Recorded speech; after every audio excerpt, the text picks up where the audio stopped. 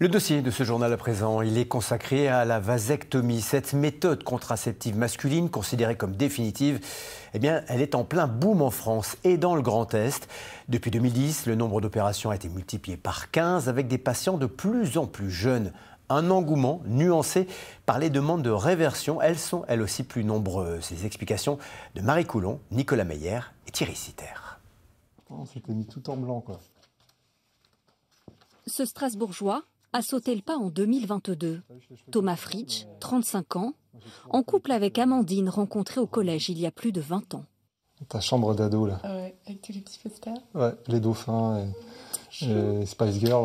Ensemble, ils ont décidé de ne pas avoir d'enfants et de recourir à une méthode de stérilisation masculine, la vasectomie.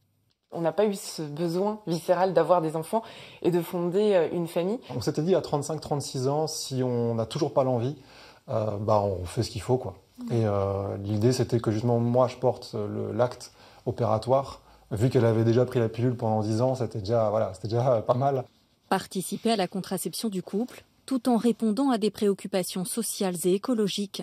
Si on doit rajouter des êtres humains sur Terre, aujourd'hui, je pense en 2025, faut quand même beaucoup se poser la question de pour quelle raison. Ça doit plus être un acte automatique de il est logique, on est marié, on fait des enfants. En France, le nombre de vasectomies a été multiplié par 15 en 12 ans.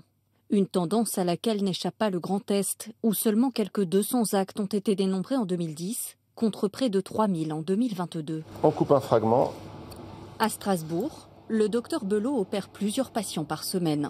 20 minutes au bloc pour couper et bloquer les canaux déférents qui transportent les spermatozoïdes. Après la vasectomie, du coup, le patient a toujours son sperme, toujours ses éjaculations, le liquide est toujours là, mais il n'y a plus les spermatozoïdes à l'intérieur. Une intervention maîtrisée, réputée moins invasive que la ligature des trompes opérée chez la femme.